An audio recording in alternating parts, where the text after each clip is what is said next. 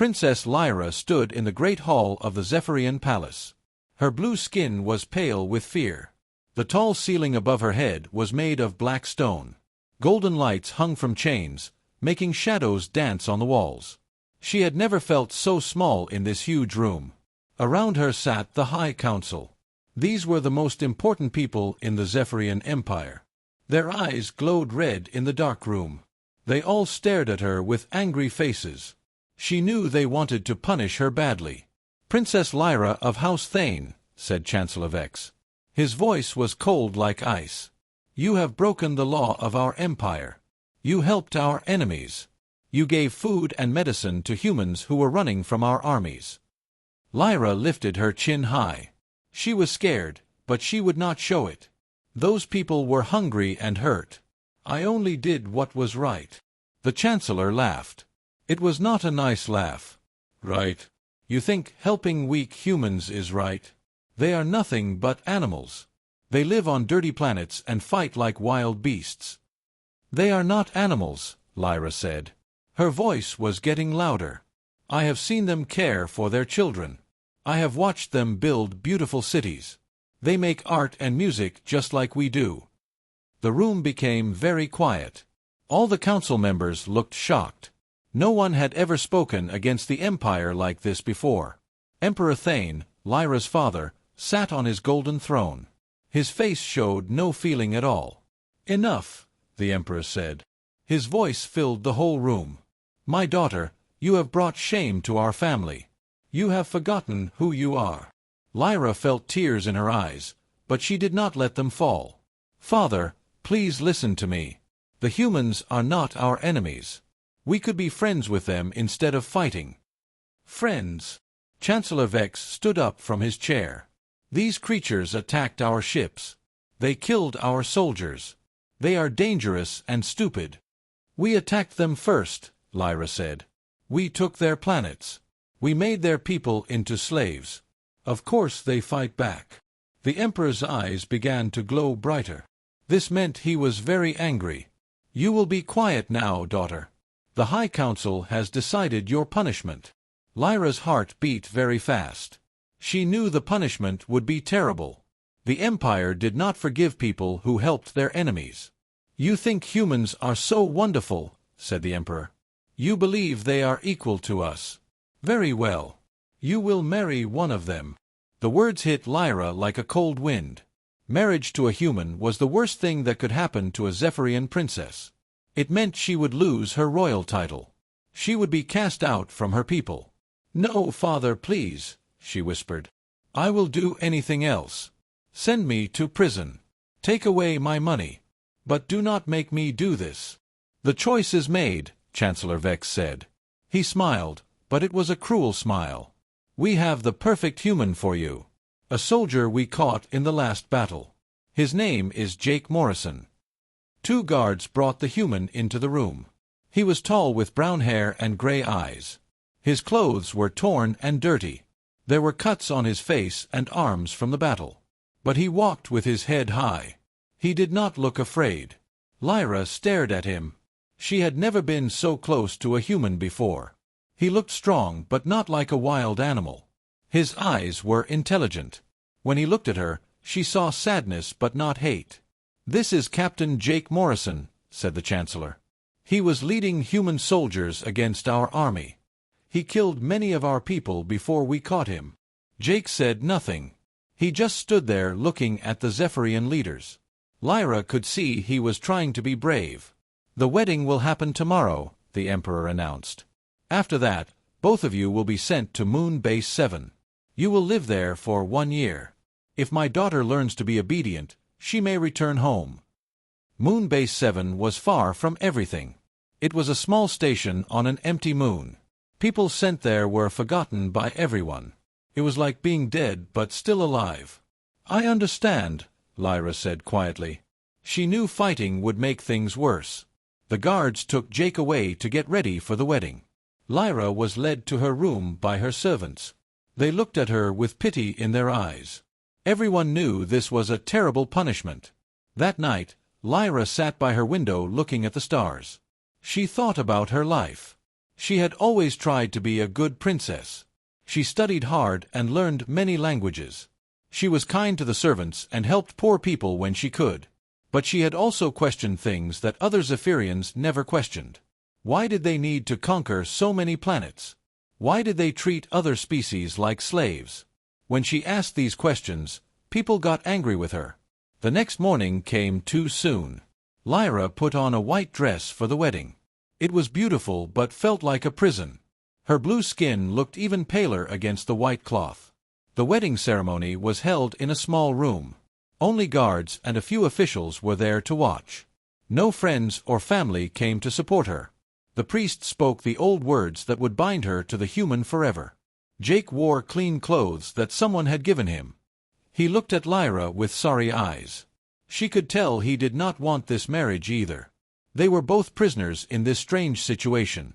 "Do you, Princess Lyra, take this human as your husband?" asked the priest. "I do," Lyra said. Her voice was barely a whisper. "Do you, Jake Morrison, take this Zephyrian as your wife?" Jake looked at Lyra for a long moment. Then he said, "I do." His voice was gentle and kind. When the ceremony was over, they were taken to a ship right away. The ship would carry them to Moon Base 7. As the ship left the planet, Lyra watched her home get smaller and smaller through the window. She sat far from Jake during the trip. She did not know what to say to him. He was supposed to be her husband now, but he was still a stranger. A human stranger who was also her punishment. Jake did not try to talk to her. He seemed to understand that she needed time to think. He just sat quietly and looked out at the stars. After 3 days of travel, they arrived at Moon Base 7. It was a small gray building on a dead moon. There were no trees or water or anything beautiful. It would be their prison for a whole year. As they walked into their new home together, Lyra wondered if she would survive this punishment. She had never lived without servants or luxury. She had never been so far from her family and friends. But when she looked at Jake, she saw something unexpected in his eyes. Not anger or hate, but understanding. Maybe, just maybe, this year would not be as terrible as she feared. The first week at Moon Base 7 was very hard for Princess Lyra. She had never lived in such a simple place. The walls were gray metal. The floors were cold under her feet.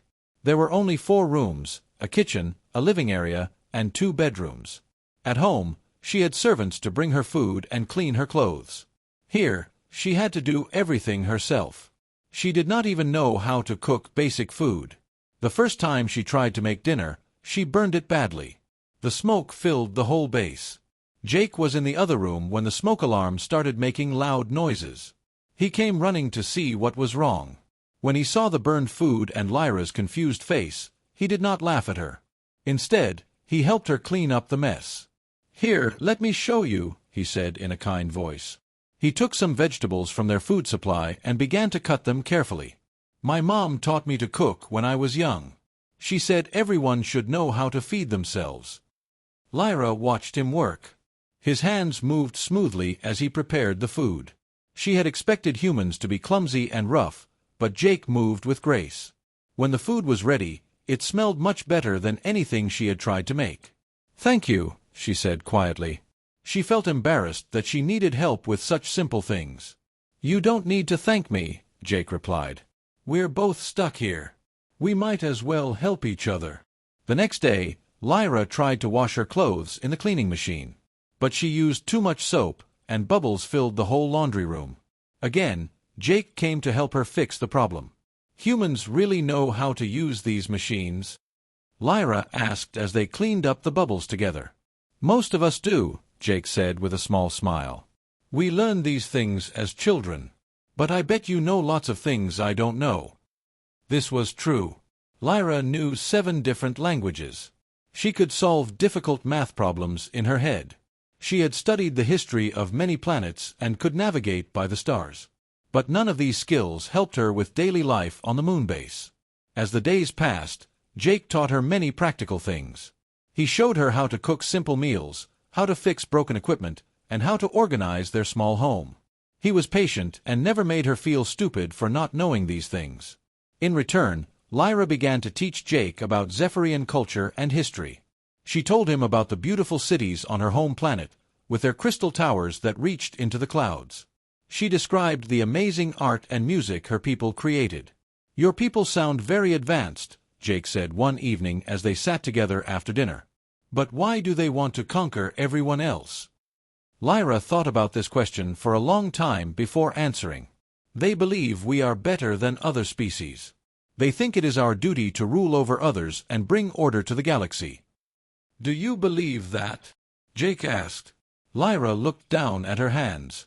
"I used to think it was true. But when I met humans and other species, I saw that they were not so different from us. They love their families. They create beautiful things. They laugh and cry just like we do." Jake nodded slowly.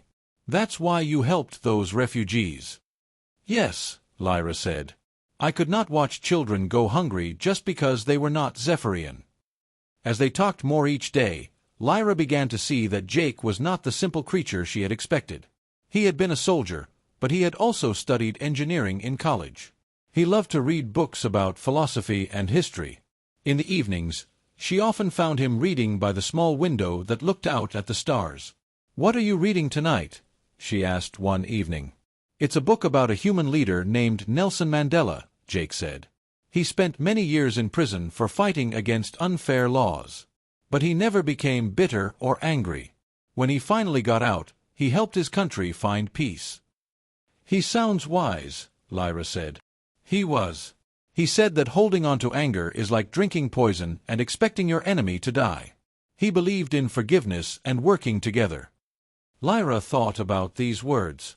She had been angry at her father for punishing her. She had been angry at the Empire for forcing her into this marriage. But what good did the anger do? 3 weeks into their stay, Lyra became very sick. She woke up one morning with a high fever and terrible pain in her head. This was called Zephyrian fever, and it could be dangerous if not treated properly. Jake found her shaking in her bed, too weak to get up. Instead of leaving her alone or just giving her some medicine, he stayed with her all day and all night. He put cool cloths on her forehead to bring down the fever. He made her drink water even when she did not want to. He read to her when she could not sleep. "Why are you helping me?" Lyra asked weakly during the worst part of the fever. "I am your captor as much as you are mine." Jake looked at her with serious gray eyes. "Because it's the right thing to do. Where I come from, we don't abandon people who need help. It doesn't matter if they are human or alien, friend or enemy." For 3 days, Jake barely left her side. He researched Zephyrian medicine using the base's computer system. He learned what foods would help her get better and what medicines were safe for her species. When she was too weak to eat, he made soup and fed it to her slowly with a spoon. On the 4th day, Lyra's fever finally broke. She woke up feeling much better. Jake was sleeping in a chair next to her bed. His face looked tired, and she realized he had not been sleeping well while taking care of her. "Jake," she said softly. He opened his eyes and smiled when he saw she looked better. "How do you feel?" "Much better, thanks to you." Lyra sat up slowly in bed. "You could have let me stay sick. It would have been easier for you." "No, it wouldn't have been easier," Jake said. "I would have felt terrible if I didn't help you. That's not who I am." As Lyra got stronger over the next few days, she began to see Jake in a completely different way. He was not the savage beast that Zephyrian propaganda described. He was kind, intelligent, and had a strong sense of right and wrong. He treated her with respect even though neither of them had chosen to be married. She also began to understand that humans were not the primitive creatures her people believed them to be. They had feelings just as deep as any Zephyrian. They cared about justice and fairness. They were willing to sacrifice for others, even strangers. "Jake," she said one evening as they prepared dinner together, "I owe you an apology." "For what?" "For believing the lies my people told about humans. You are nothing like what they said you would be." Jake stopped cutting vegetables and looked at her. "And you're nothing like what humans are told about Zephyrians. We're both just people trying to do our best in a difficult situation." That night, for the first time since arriving at the moon base, Lyra did not cry herself to sleep. Instead, she lay in bed thinking about how much her life had changed in just a few weeks. The punishment that was supposed to teach her to hate humans was actually teaching her something completely different. Maybe her father had made a mistake. Maybe this year would not break her spirit as he intended. Maybe it would open her eyes to truths that the Empire did not want her to see. After 2 months at Moon Base 7, Lyra and Jake had settled into a comfortable routine. They cooked meals together, shared books, and spent long evenings talking about their different worlds. The small base that had felt like a prison now felt more like a home. Lyra was getting much better at taking care of herself.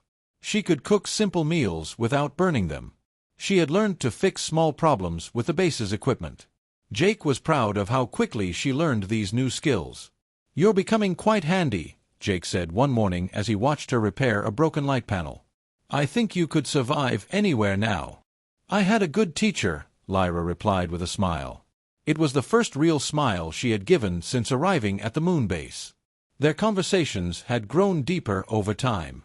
Lyra told Jake about her childhood in the palace, how lonely it was to be a princess. Everyone treated her differently because of her title. She never had real friends, only servants and people who wanted something from her father.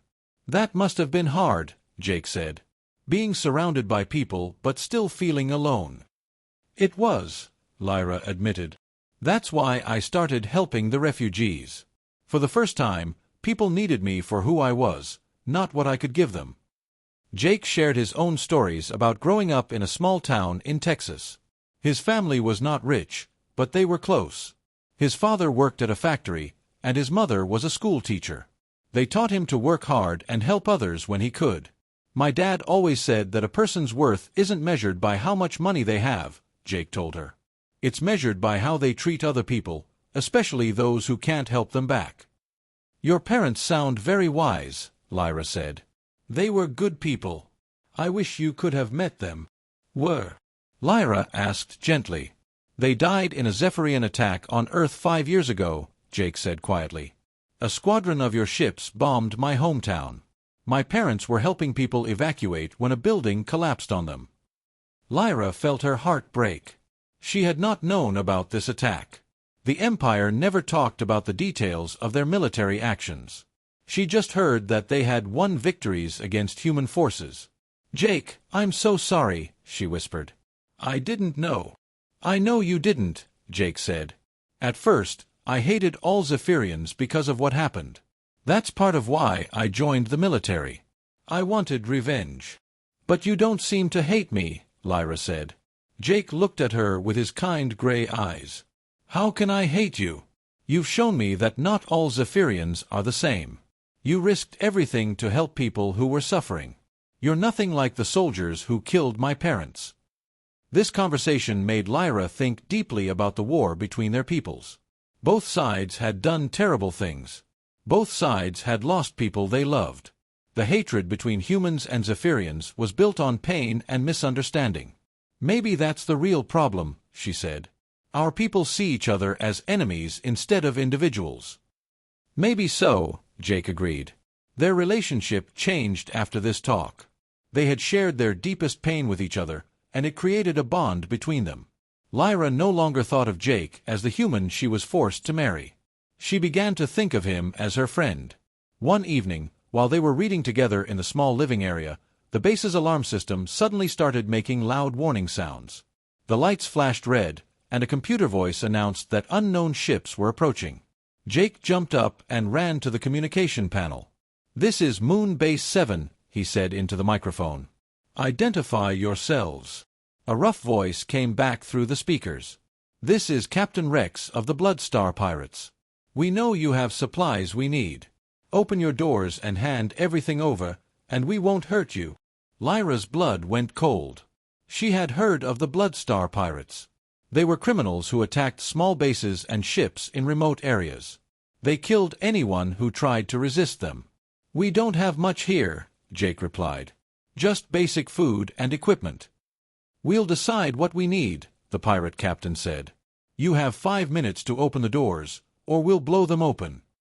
Jake turned to Lyra. "There's an emergency shelter in the back of the base.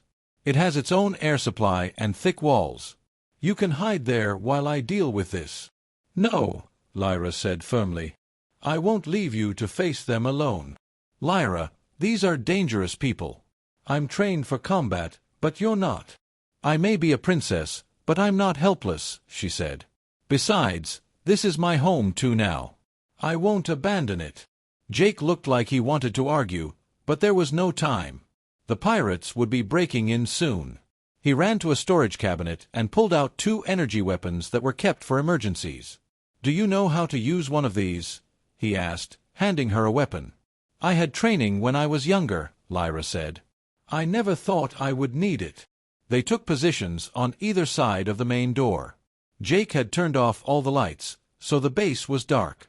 When the pirates broke through the door, they would be outlined against the light from their ship outside. The door exploded inward with a loud bang. 3 pirates rushed in, wearing heavy armor and carrying large weapons. They could not see well in the darkness. Jake fired first, hitting one of the pirates in the chest. The pirate fell down but was not dead because of his armor.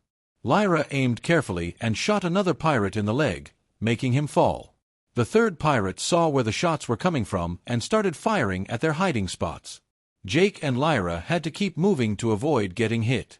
There are only 2 of them, the pirate captain yelled from outside. Finish this quickly. More pirates came through the broken door. Jake fought bravely, but there were too many of them. One of the pirates got close enough to hit him with the butt of his weapon. Jake fell to the floor, hurt but still conscious. Lyra saw Jake fall and felt a rage she had never experienced before. These criminals were trying to hurt the man who had become so important to her. Without thinking, she jumped out from her hiding place and attacked the nearest pirate. The pirate was surprised by her sudden attack. Lyra was smaller than him, but she was fast and desperate. She managed to knock his weapon away and hit him several times before he could react. Jake saw what was happening and found the strength to get back up. Together, they fought off the remaining pirates. The criminals had not expected such strong resistance from just 2 people living on a remote base. This isn't worth it, one of the pirates said. Let's find an easier target. The pirates retreated to their ship and flew away quickly. Jake and Lyra were left alone in their damaged base, breathing hard and trying to understand what had just happened. Are you hurt? Jake asked, checking Lyra for injuries. I'm fine, she said. What about you? That looked like a hard hit. I'll have a bruise, but I'm okay. Jake looked at her with amazement. You were incredible. I've never seen anyone fight like that. I was so scared they would hurt you, Lyra admitted. I couldn't let that happen. They spent the rest of the night repairing the damage to their base. As they worked side by side, Lyra realized something important. She no longer saw Jake as her punishment or her prison guard. He had become someone she cared about deeply, someone she would fight to protect. When the repairs were finished, they sat together on the small couch in their living area. They were both tired and shaken by the attack. Thank you, Jake said softly. You could have hidden in the shelter like I suggested. Instead, you stayed and fought beside me. We're partners now, Lyra said. Partners protect each other. Jake looked at her for a long moment. In the dim light of their repaired home, her blue skin seemed to glow softly. Her eyes were bright with emotion. Lyra, he said gently, I need to tell you something. What is it? I don't think of you as my forced wife anymore.